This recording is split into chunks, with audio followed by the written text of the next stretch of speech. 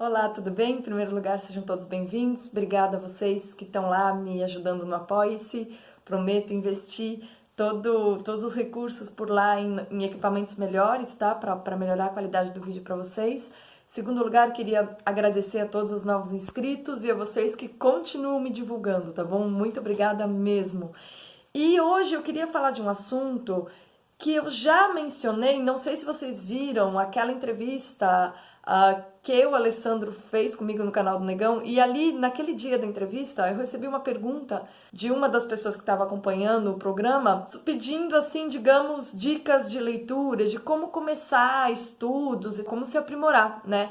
E a resposta que eu dei ali é o tema desse vídeo. Não adianta absolutamente nada você ter uma biblioteca incrível, não adianta absolutamente nada você comprar todos os livros certos se você os lê com a atitude errada. Então hoje eu vou falar dessa atitude. Qual é a atitude absolutamente necessária para que a gente se aprimore por meio do cultivo do espírito, que tem como método a busca por companhias de espíritos maiores que os nossos, né? Porque quando a gente vai ler, seja um romance, seja uma obra filosófica, o que a gente está procurando são boas companhias. O que a gente está procurando, quando a gente vai procurar obras de filosofia, são auxílios para entender problemas pelos quais nós realmente nos interessamos. O conhecimento não é um verniz que você vai, de repente, usar contra os outros. Quando algo realmente te chama atenção, quando você realmente tem o desejo de compreender alguma coisa,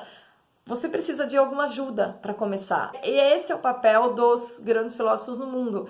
Eles se perguntaram, eles pensaram nesses problemas e conseguiram encontrar uma maneira de apresentar essas respostas. E aí, quando nós frequentamos as pessoas que se deram o trabalho de formular respostas, a gente consegue aprofundar a nossa meditação sobre o problema. Eu sempre falo que a leitura, o estudo são exercícios espirituais.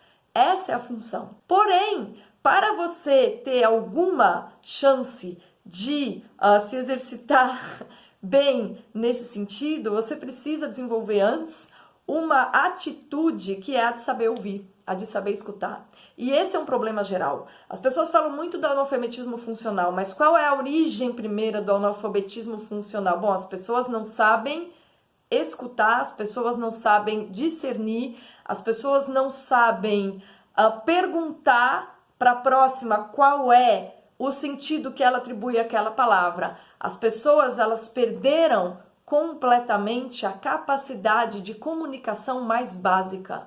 O Elias Canetti, que é um autor que eu gosto muito, ele passou a vida pensando sobre o fenômeno da incomunicabilidade. E eu gosto de ler esse autor justamente para pensar sobre esse problema. Nossa, por que existe um abismo entre as pessoas? Por que o diálogo parece impossível? A revista Esmeril já está no ar, a edição de março. Vocês vão ver que a gente tem uma coluna agora chamada Conversar é Pensar Junto. E a ideia dessa coluna é do próprio colunista, que é o Paulo Sanchoteni, que é alguém que realmente também tem uma preocupação enorme com essa impossibilidade do diálogo, que ele detecta o tempo todo, e ele fala, não é possível, a gente precisa restabelecer essa ponte. E aí ele tem escrito, desde o mês passado, as colaborações em forma de diálogo, né? Para lembrar as pessoas que conversar é pensar junto. Então, se você, em primeiro lugar, não é capaz de escutar, você nunca vai ser capaz de aprimorar o seu espírito. Você não vai ser capaz de estudar. Porque quando você abre um livro e lê, você está, em primeiro lugar, escutando uma pessoa, mas é uma pessoa que não está viva para falar por ela própria. Tudo que ela deixou é um texto escrito, então já vai ser muito mais difícil você captar. E para você dar vida para aquele texto, você vai ter de atribuir os sentidos, né? E para você atribuir os sentidos sem dilacerar o que a pessoa tentou dizer, você vai ter de ter amor por aquilo que você está fazendo, e não vontade de superação ou desejo de, na verdade, provar para você mesmo que o cara é ruim e você é melhor que ele. Não é esse o caminho. O caminho é amor, você tem amor ao conhecimento. E aquele exercício de você parar para escutar uma pessoa que também tem amor pelo conhecimento é um meio de você se exercitar na busca pela verdade. certo? Então eu sempre digo que este exercício de afinar a capacidade de escuta é infinitamente importante se você deseja começar a estudar, ampliar sua cultura para ter uma noção, uma compreensão um pouco melhor do mundo, da realidade, das coisas que acontecem ao seu redor. Para dar uma prova para vocês do quanto que a gente tem um problema crônico de escuta no Brasil e de qual é uma das coisas que mais obstrui a possibilidade de escuta, eu vou dar um exemplo, então, levando em conta o cenário que a gente está vivendo agora. Eu não sei se vocês lembram, teve uma live do presidente, dos seus ministros, indicando qual seria a atitude adequada para que a gestão da crise aí do coronavírus fosse vencida mais rápido, e a indicação, a sugestão que se deu foi o isolamento. Né? Falou para as pessoas, olha, se vocês se mantiverem fora de aglomerações, né, se isolarem, se vocês fizerem um sacrifício aí de 15, se todo mundo fizer um sacrifício aí de 15 dias de evitar aglomeração, a gente contém a curva. É aquilo que está dito ali, né? Inclusive eu fiz um vídeo sobre isso porque eu achei aquela live excepcional, eu achei muito boa. Porque como eu disse, não importa você ficar dizendo que o Partido Comunista Chinês é um desgraçado, a gente sabe disso, todo mundo sabe disso. Imagina, você tem um país que escondeu da própria população um vírus que mata um certo grupo de risco durante 4 meses. Então, assim, o que você vai falar de um partido desse? Né? Que eles usem isso contra o mundo, caramba, é só uma coisa se eles fazem isso com o próprio povo, imagina o que eles vão fazer com o mundo, né? Agora, essa não é a grande questão, e as pessoas ficaram preocupadas em discutir isso para mostrar que sabiam isso não é a grande questão. A grande questão é como a gente vai gerenciar isso aqui, já que a vida aqui é importante para nós, e já que se há um grupo de risco de 5% da população, se há um resfriadinho aí sei lá, para 95%, mas é algo grave para 5%, qual a atitude que a gente vai ter? Qual a atitude correta de se ter? Bom, a gente vai realmente tomar todas as medidas para proteger a vida desses 5%. E foi nesse sentido que se recomendou um sacrifício de 15 dias. E aí, como que isso foi interpretado maliciosamente, né, por muita gente? Como confinamento.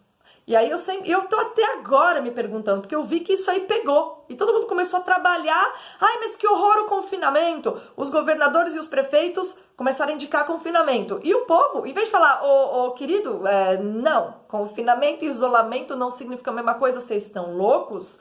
Não, as pessoas embalaram. E começaram a perder tempo brigando com o governador e com o prefeito, falando, você não vai me confinar. Peraí, veja... Os prefeitos e governadores estão abusando do poder por meio de um erro de interpretação, que obviamente, né, ninguém aqui vai ser ingênuo de achar que eles estão errando porque eles foram, coitados, pobrezinhos. Na verdade, eles estão simplesmente interpretando uma recomendação que pede que cada indivíduo seja responsável individualmente e contribua para que a gente vença isso mais rápido. O que eles fizeram com isso? Eles interpretaram com a cabeça socialista de merda deles. Ou seja, se tornaram de repente tiranos autoritários e começaram a pôr faixa aqui, faixa ali. Eu moro num vilarejo e um belo dia desse que eu fui andar tinha uma faixa ali na frente de uma trilha para uma cachoeira, que é onde eu ando, até onde eu ando todas as manhãs. Eu simplesmente rasguei a faixa, fui até a cachoeira e voltei. Porque a responsabilidade individual de se manter em isolamento significa não ir atrás de aglomeração. É isso que significa. Eu não estou no metrô de São Paulo, eu estou no vilarejo. Eu vou continuar indo até a cachoeira e voltar todo dia de manhã, fazer a minha trilha pela subida. Eu vou continuar fazendo isso, eu tenho feito isso. Qual é o problema que está nessa discussão? O problema mais simples. Isolamento não é o mesmo que confinamento. Portanto, os prefeitos e os governadores estão abusando do poder, transformando uma recomendação sensata, racional e que apela à responsabilidade individual das pessoas, eles estão transformando isso numa medida socialista de controle social. É isso que está sendo feito. E qual é a resposta correta a dar para essas pessoas? Você vai começar a brigar com eles e xingar e falar, seu desgraçado, tal, você não vai me confinar? Não, porque aí você está caindo no erro deles de confundir confinamento e isolamento. O que é você defender liberdade, você defender propriedade privada? É você ficar xingando Dória na internet? Não necessariamente, né? A gente sabe que ele é um socialista de merda. O problema maior é como você vai responder a alguém que quer te subjugar. Se você é livre, você vai responder dizendo assim, É mesmo, prefeitura, você vai parar? Tá bom, então eu não vou pagar o IPTU. É mesmo, governo, você vai encerrar todas as atividades porque você decidiu que você vai confinar tudo? Tá bom, então a gente não vai recolher ICMS. Eu sou empresário, não vou recolher ICMS. Você tem maneiras de responder esse abuso de poder que correspondem às suas convicções. Se você é alguém que preza a liberdade, que respeita a liberdade privada e que defende isso, a partir do momento que alguém tenta te subjugar, você diz, não, você não vai me subjugar, você enfrenta essa pessoa. Você não entra na discussão dentro da narrativa deles.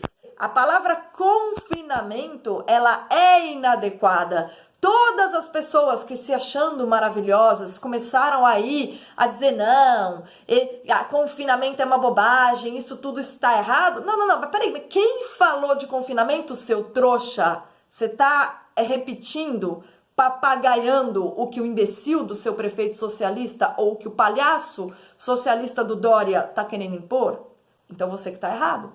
Você que está, sem perceber, caindo no truque dele, que simplesmente distorceu a recomendação que veio da União, ou seja, do Executivo Nacional, certo? Então veja só o que a incapacidade que as pessoas têm para escutar gera de problemas.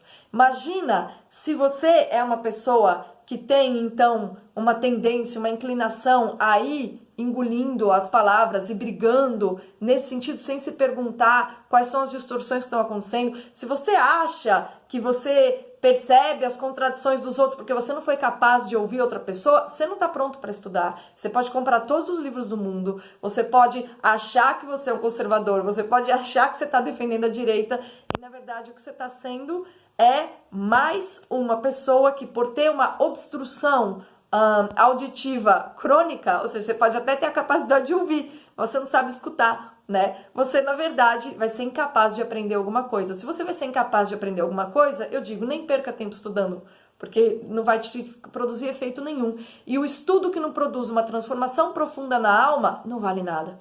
Então, as pessoas que leram 1000 coisas e aprenderam conceitos e sabem papaguear por aí, tá bom, beleza, presta um concurso e vai ser professor universitário. Não significa que você saiba alguma coisa, né? Se aquilo não te transformou, se você não aprendeu. E a prova de que as pessoas que têm o ouvido funcionando não necessariamente têm alguma ideia do que é escutar, é o fato de que o Beethoven, surdo, compôs a 9ª Sinfonia.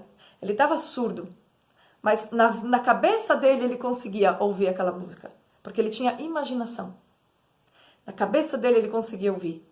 E há milhões de pessoas que têm o ouvido funcionando, que não usam o aparelho auditivo e que não entendem uma nota da 9ª Sinfonia. Então o Beethoven surdo compôs a 9ª Sinfonia. E tá cheio de gente que tem aí o ouvido funcionando e é incapaz de compreendê-la. Então, portanto, não ache que é porque você tem olhos que você vai ser capaz de compreender um livro. Se você não sabe escutar a voz que sai ali de dentro, você, na verdade, comprando uma enorme biblioteca, nunca vai ser capaz de absorvê-la se antes você não treinar a faculdade da escuta. Ou seja, se antes você não for capaz de rever suas atitudes e não perceber o que você tem de mudar em você mesmo para você realmente se deixar afetar por almas maiores do que a sua, e assim, dia após dia, e se tornando menos idiota.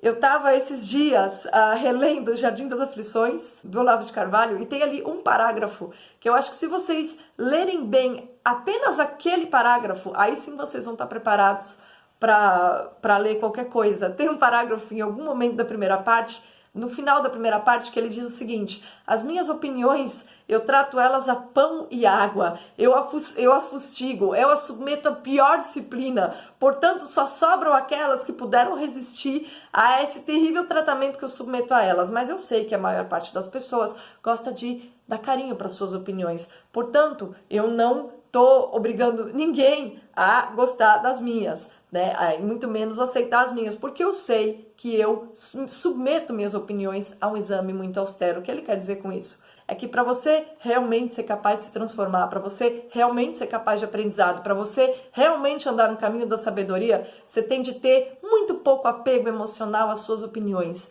E aí, aqui eu acrescento para vocês, se você quiser realmente aprender a ler, você tem que aprender a escutar. E para aprender a escutar, você tem que aprender a colocar o seu amor próprio, o amor próprio que você tem pela sua pessoinha, entre parênteses, tá bom? Porque é assim que a gente se torna melhor. Se quiser aproveitar, conhecer a revista Esmeril, o número de março é uma ode às mulheres. Se você quiser conhecer nosso trabalho, o número tá aí, gratuitamente no ar, até domingo. Aproveita, espero que você goste. Se você gostar, assine. Se você é mulher e não sabe por que razão o movimento feminista te irrita tanto, leia esse número, que talvez você descubra que, na verdade, se ele te irrita, é porque a dignidade das mulheres nunca esteve em questão, a não ser a partir do movimento feminista. É um paradoxo, né? Mas é um paradoxo que a gente precisa diluir para que a nossa dignidade volte a brilhar na sociedade, como ela tem brilhado desde o começo do mundo, tá bom? Obrigada aí pela companhia, até a próxima.